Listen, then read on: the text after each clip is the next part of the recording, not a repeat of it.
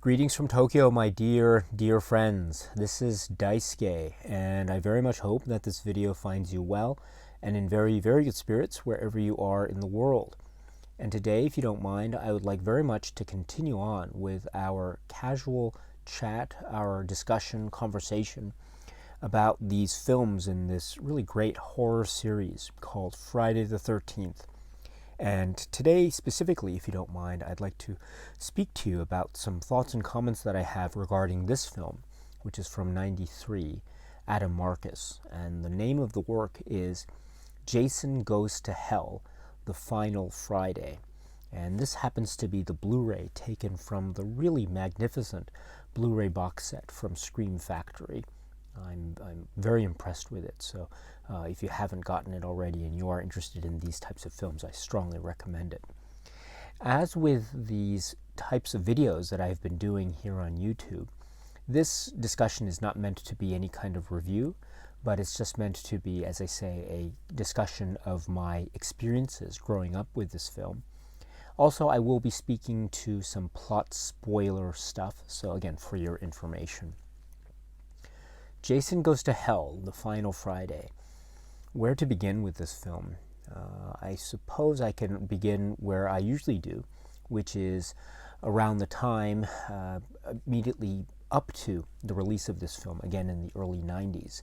So this would make it so that I would have been in my early teenage years or around that period, around the time this was released. So that meant that still at that time in my life, I was very much into genre film, horror films, science fiction films, etc. And also it was a time where we still had video stores around, so this was a continuation of that video store era that I've spoken about a little bit in terms of the 1980s. Of course, now we're into the early 90s, of course. But so that's the general atmosphere.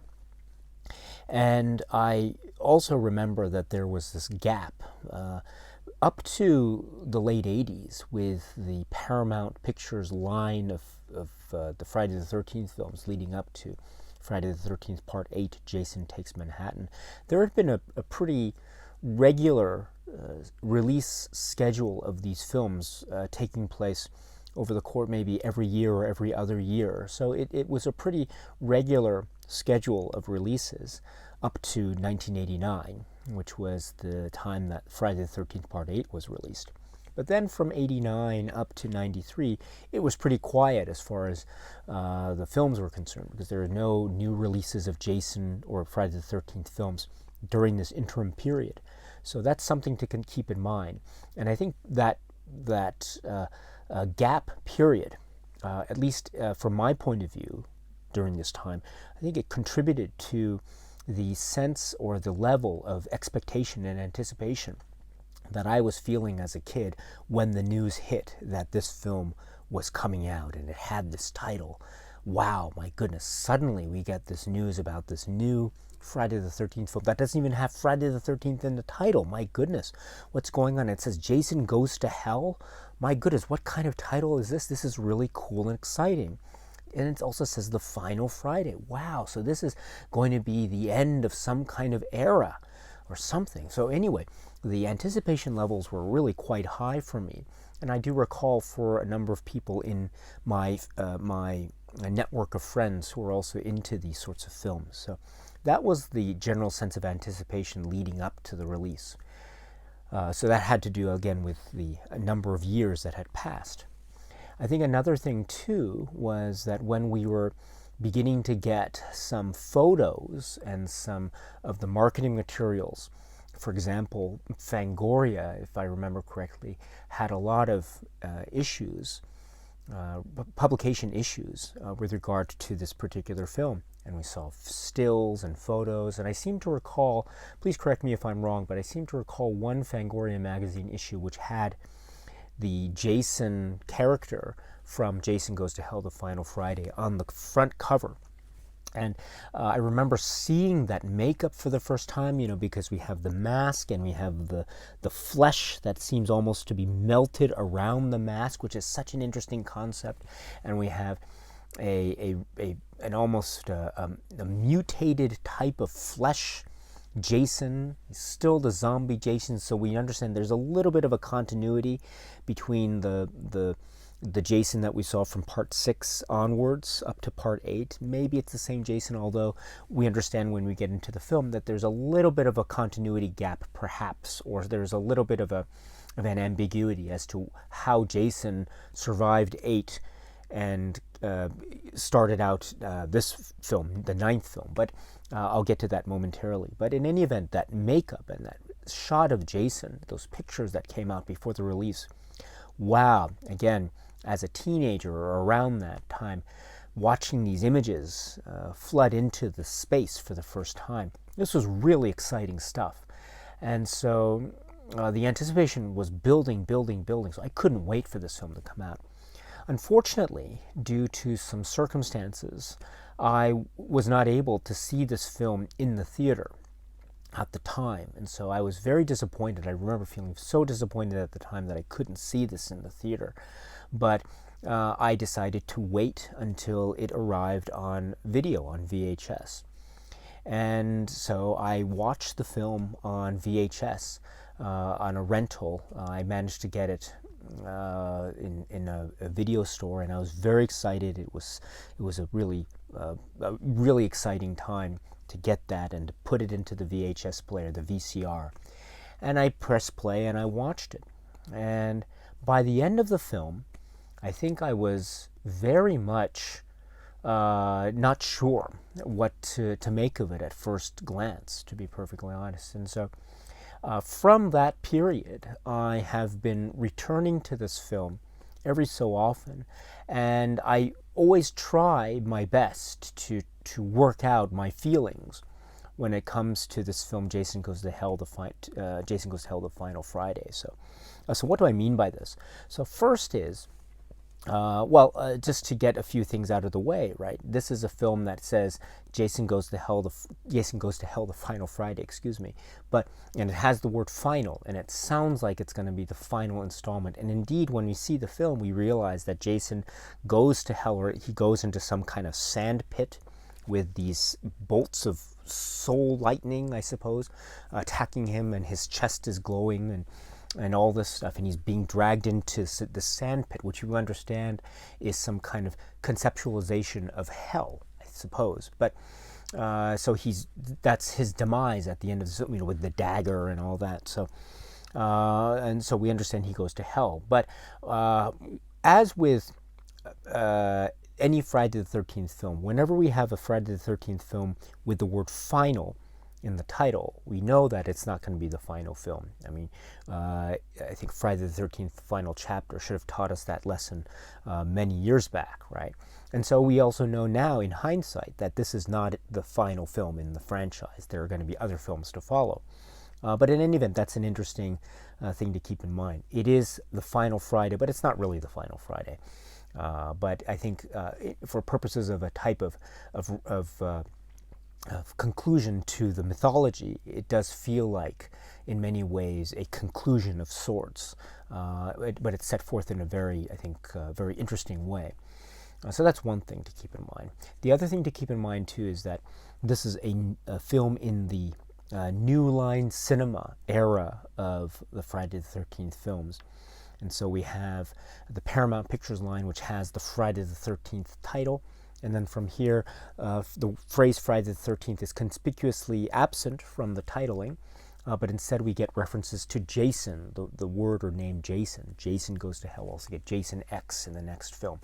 But this is important, of course, to keep in mind that we're now dealing with New Line Cinema.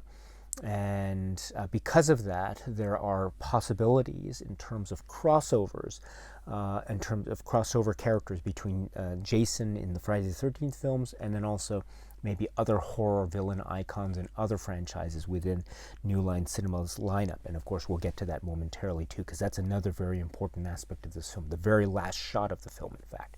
So this is very important to keep in mind, the New Line Cinema era of films. That being said, I always consider this film to be part of this run of Friday the 13th films, in spirit anyway, starting with part 6, continuing on to part 7, part 8, and then the 9th film, Jason Goes to Hell, because it does feel like a continuation of the same Jason character that was resurrected by the electricity, by the lightning in part 6, and then became a zombie Jason that was continuously resurrected in part 7 with the telekinesis, and then part 8 with the electric wires. And then now we have part 9, where we understand that Jason suddenly appears. We don't see any resurrection scene. We don't see how he survived the drowning at the end of part 8. So if you recall, at the end of part 8, he drowns in some New York sewage wastewater, and in the way he drowns, he suddenly turns into a little boy. And so that is the demise of Jason in that film. So we don't quite know exactly how the demise of Jason led to his return at the very outset of this film, Jason Goes to Hell, The Final Friday. It's not clear, but I don't think we necessarily need the specific information. I think that can be left up to the imaginations of us, the viewers, because as we know, Jason always comes back. It's just a matter of how. Here, I think this film decides to dispense with that information, just go straight to the business at hand, which is showing us a Friday the 13th film from the get-go. So I think that's something to keep in mind. So leave it to one's imagination as to how Jason from part 8 came into being at the very outset of Jason Goes to Hell, The Final Friday. So it's up to you and your imagination as to how you can make that link. And I think that's part of the fun of this film. So that's one thing. Another thing, too, is speaking of the first few minutes of this film, which is this introduction to this camp, and then this young woman who seems to come in by herself, and she's in this camp situation. It's dark, and then suddenly she seems to be pursued and attacked by this figure, which we understand is now this mutated form of Jason Voorhees. Now, I must say that there is a lot of suspense generated in this first sequence. It feels very much in spirit like the early Friday the 13th films, the core early films from number 1 all the way to number 4 and number 5, with the dark, brooding setting, the low-key aspect of the camera work, which is very effective, and the way the camera zooms down or pans down and pans back up in order to generate a sense of suspense. Where will Jason pop up? That sort of thing. And the camp atmosphere, the woods and the darkness. I thought all this was very effective in recalling with great success the suspense and atmosphere of those first core films of Friday the 13th as a kind of homage. And it worked very well. And then it led into a really great twist, which was the fact that we had the authorities basically setting Jason up and trying to lure him into this particular area, turning on the spotlights, and then essentially just obliterating him with sort of firepower. So it was a very interesting twist to the situation. And so I thought that was quite an effective way to open the film. Very effective and very memorable and very unique, at least in the context of Friday the 13th film. So very strong opening in my opinion. And although it does beg the question, if we had all these officers that were essentially hiding out in the woods waiting for this young woman to essentially lure Jason into this particular patch of wooded area, why, I suppose one could ask, why didn't the authorities decide instead to essentially break into the house and essentially just, I don't know, try to find and shoot Jason? I don't know. But maybe it has to do with their theory that Jason needs to be brought out into the open, and that exposes his ultimate weakness, because Jason works well in hiding in the shadows, but if he's out in the open with spotlights, then he's left totally vulnerable. So maybe that was the theory behind this strategy to try to apprehend and essentially obliterate Jason Voorhees. So it was a very effective opening with a very interesting twist. And then the film goes into its mythology, if you will, which is the idea that Jason is somehow able to live in different hosts and different bodies. And we get this in a very vivid manifestation of the idea of the eating of the body parts, and then the transfer of the spirit through this type of physical contact, which is very reminiscent of a film of other horror films of the 1980s. And so it has this soul transference type of storyline to it. Although we do understand that if one sees the reflection in the mirror, one actually sees the zombie Jason in the reflection of the mirror, which is an interesting twist, actually. But in any event, we have different bodies that are standing in and that are being essentially occupied by the spirit of Jason Voorhees, or the eating of the body part, which is then some kind of manifestation of the soul or the spirit of Jason Voorhees. So this is where, and so that's one aspect that's a very interesting twist on the mythology, because we'd never really seen that before in any of the films directly. And I say the word directly because one could say, of course, that this aspect of Jason Goes to Hell the Final Friday is something that we have seen in the past.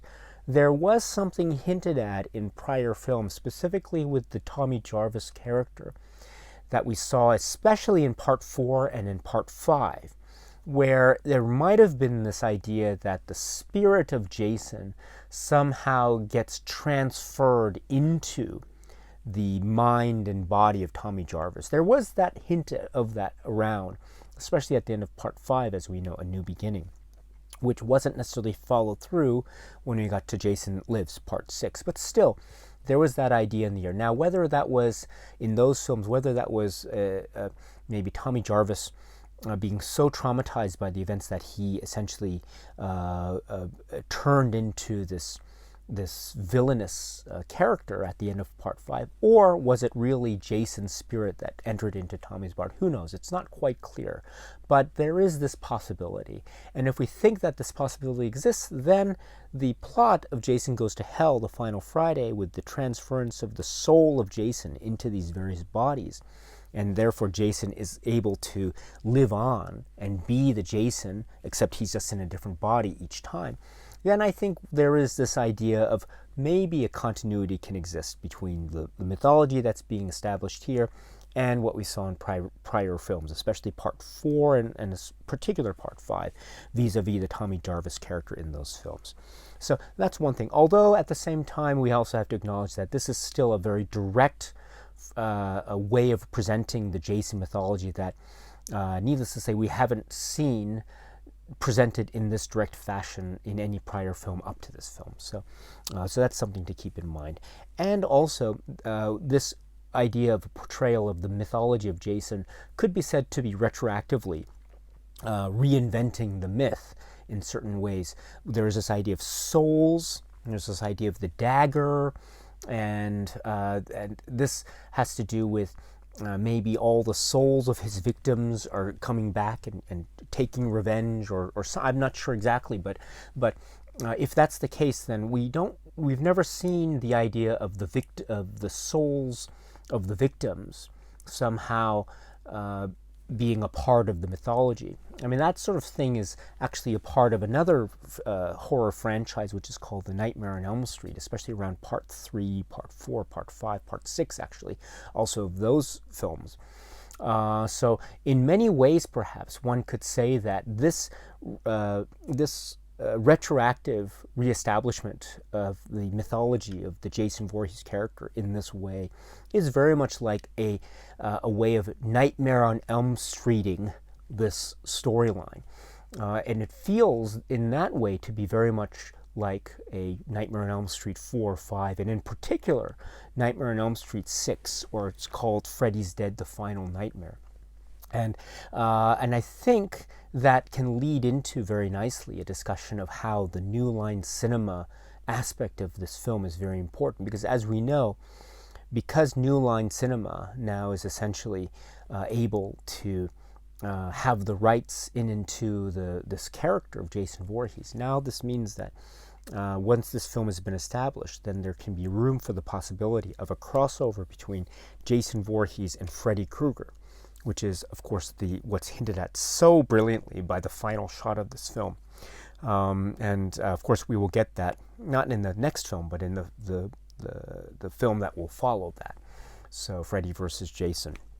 But I think in that sense, I think what we do see, whether it's intentional or not, I think we do see a similarity emerging or being applied in this Jason iteration. In other words, this way that Jason is being presented with this reimagining of the myth feels very much like a Freddy Kruegerizing of Jason Voorhees, with the souls, with also the connections of family and the like. However, we also have to say that even in the context of Nightmare on Elm Street, we had the whole mythology of Nightmare on Elm Street built up to part 5. And then when we got to part 6, suddenly it felt like even in the context of Nightmare on Elm Street, part 6 became a whole reinvention of the myth, such that we got details that we never really heard about until part 6 with family and things of that nature. I think a similar type of thing is happening with Jason Goes to Hell, the Final Friday, right? Because we're getting all these details about Jason Voorhees that we really didn't get too much background about in any of the prior films. And I'm talking in particular about the whole angle with Diana Kimball and Jessica Kimball and the family or the familial relationship between them and Jason Voorhees. So, of course, we get in the past films, we get the familial connection between Jason and Mrs. Voorhees. Of course, that's probably the core relationship in the Jason mythology established from the very outset in the first film. But apart from that, we never really get too many direct details of the familial aspects of the Voorhees family. We do know that in part 6, there was the idea of the possibility of maybe introducing another very important core family member in the Voorhees family, but as we know, part 6 didn't include such discussion or such plot element of that particular family member. But we do know that perhaps that was in the air in terms of the pre-production planning of some of these films. In any event, here in the 9th film, Jason Goes to Hell, the Final Friday, we do get some extended family information beyond Jason and beyond Mrs. Voorhees. So that's, I think, also a very interesting thing. Although, again, leave it up to you as Friday the 13th fans to figure out if you like that or not. And I understand if people might not necessarily appreciate that because we don't really get a sense of that until this film.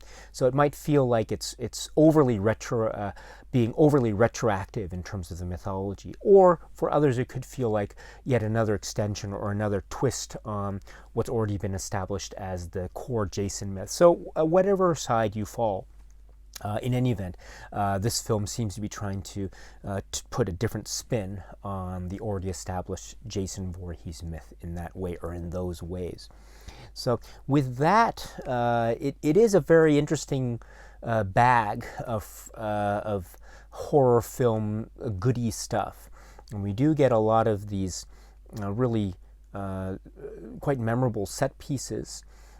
We do get some interesting collisions between characters. We do get some very funny camp moments, and especially in the unrated version of the film, there are some very memorable moments that are, I think, very bloody and violent and also very comic and humorous and camp at the same time. It's suddenly come out of nowhere, but I think they form an overall memorable entertainment experience as far as this film, Jason Goes to Hell, the Final Friday.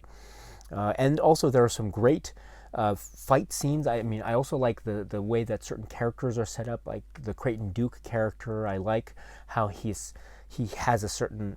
It's almost like Rob from the fourth film, the Friday the 13th Final Chapter, mixed in with a little bit of the character of Quint from Jaws. I mean, there's even a line that the Creighton Duke character says in the film that's an homage or parody of a line that Quint says in the film Jaws. So I like that character very much, and I like his danger and the mystery that he adds, and he's also providing information. He's as much a a part of this reimagining or reinvention of the Jason myth as the Jason Voorhees storyline itself. So I think the Creighton Duke character is very important in that respect. And also I should say that the way that the Jason character is treated, I think is quite interesting. Now, it could be for some people that the fact that we're not really getting Jason, we're getting people who are being possessed by the Jason spirit, but it's not really Jason, but it is really Jason. So it has that possibility for some people to be to look at the film saying, "Oh, these aren't really the character of Jason because it's not the actual body of Jason." We don't get Jason until we get him in the beginning of the film and then around the end of the film. So the first act and the final act, but. We might get reflections of Jason in mirrors here and there, but in the bulk of the film, it's someone else standing in for Jason. So for some people, maybe that's not the best way to present the Jason character. However, in defense of that presentation of the Jason character, I would point to the fact that first of all, Friday the 13th, the first film, is not it's a film that doesn't feature Jason Voorhees in this central way. Of course, the character appears, but not in the central way in terms of the main antagonist, as we know. Also, the Jason Voorhees character does not appear as the main antagonist in Part 5, A New Beginning. Maybe for some, it's also a weakness in the film, A New Beginning. But my point is that it has been established as tradition in other Friday the 13th films where Jason Voorhees does not always become the central antagonist of the film. More or less he is, and especially because of his iconic status, one would expect him to be. But here, I think there's a little bit of room for this kind of treatment of Jason Voorhees. So it is Jason in the sense that we have this soul transference, which is similar to maybe to the way that Tommy Jarvis was treated in Part 5. And also it's similar to Part 1 and Part 5 in that, strictly speaking, it's not really Jason standing in the physical form. It's someone else standing in, much like we had in those two films. So in those ways, we can say that there is a little bit of a linkage with past films. Although at the same time, and I'll go back to this and say that I do understand if people watch this film and see it as not necessarily being the type of Jason film that they're used to. So, either way, as I say, if you go along with it, then I think it has the potential for being very entertaining. And I should say also that it is a New Line film, but I also consider it, as I said, as being part of this lineup of the latter half of the Friday the 13th films, 6, 7, 8, 9, and then 10. And so with each film, I think that we're dealing with a different twist or different take on the story. So Part 6, as I said, was Jason coming back to life as a zombie and a horror action comedy type of vibe. And then Part 7 is Jason versus Carrie. And then Part 8 is Jason in a different environment altogether on a boat and then in New York. And then now in Part 9, we have a reinvention of the myth of Jason, where he comes from, what drives him, and how he survives. In a sense, what is the potential source of his seeming indestructibility. So I think that kind of reinvention of the myth is very consistent also with the way that the mythology has been treated, each in its own different way and spin from Part 6 onwards. And then we'll also see a continuation of that when we get to Jason X, which is yet another reinvention, if you want to put it that way, of the Jason storyline. So in that way, it does have a certain sense of a consistency, if you will.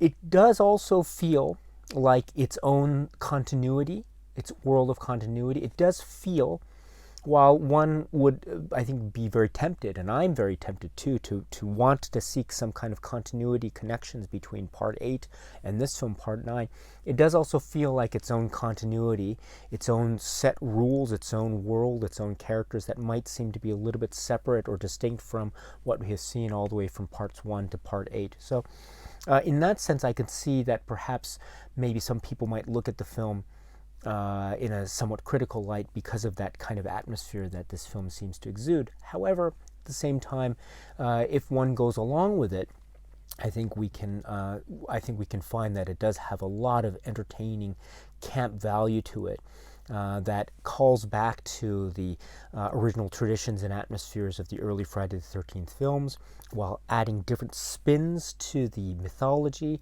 creating also a really great looking Jason. I mean, I love Kane Hodder's interpretation of Jason, as do many other Jason fans, and also the look of this, with, as I said, the mask and the flesh growing around the mask, and the body language and the like. I think that looks really cool. It's one of the better, I don't want to say better, but it's one of the most effective looking, unique takes on the Jason makeup during this period, and it's one of my favorites actually. So that's another strength of the film, and there are some very vivid characters.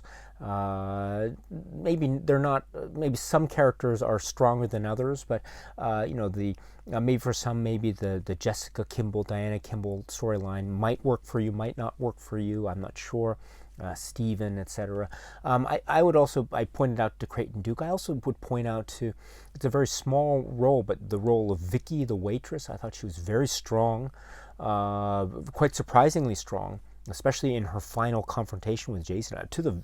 She was fighting to the very, very end. I mean, to the very end. Wow! Oh my goodness! And she fought all the way to the end. So I thought that was a very memorable character, and she really made the most of the relatively little screen time that the character was given. So those are some great examples of characters that I think are very memorable in this film. So ultimately, and just to begin to wind down this conversation, ultimately, where do I stand on this film personally? It's a film that, as I say, I tend to go back and forth on. I admire its creativity. I admire its attempt to try to do something new. Do those things often, do they work for me or not? I suppose I can say yes, but then the question for me is, does it feel like a Friday the 13th film that I grew up loving with these previous films all the way up to number 8 even? And that's something where I'm not sure. Does it feel like a Friday the 13th film, or does it feel like its own thing? And if it feels like its own thing, then does it work as a Friday the 13th film for me? That's where I always fall. And that's where I always go back and forth on. Now, regardless of where I go back and forth on, I mean, does it mean that I hate this film or I think the film is terrible? No, and I've never thought that. I always thought it was a very entertaining film. Is it my favorite film in the series? Now, that's a completely different question, and I'm not sure. But regardless of whether I say yes or no to that question, still, I find it very entertaining, and I respect it for what it's trying to do. And even though I can understand some criticisms that people might have of this, in terms of maybe it doesn't do this particular reinvention well enough, or that doesn't quite make sense here or there, still, if one can go along with this film, and one can accept it for what it is and what it's trying to do and what it's trying to reinvent. And I think I, for one, admire those efforts, and what we see in the final product still, I think, work in the ways that I was trying to describe in this video. So that is, in essence, my experience with this very interesting film, Jason Goes to Hell, The Final Friday. Okay, my friends, so that's it for now. And so until we meet again, please be happy and healthy and well, and please keep on watching a lot of great movies. Thank you so much, as always, for your time. I very much appreciate it. Stay strong, stay safe, and cheers.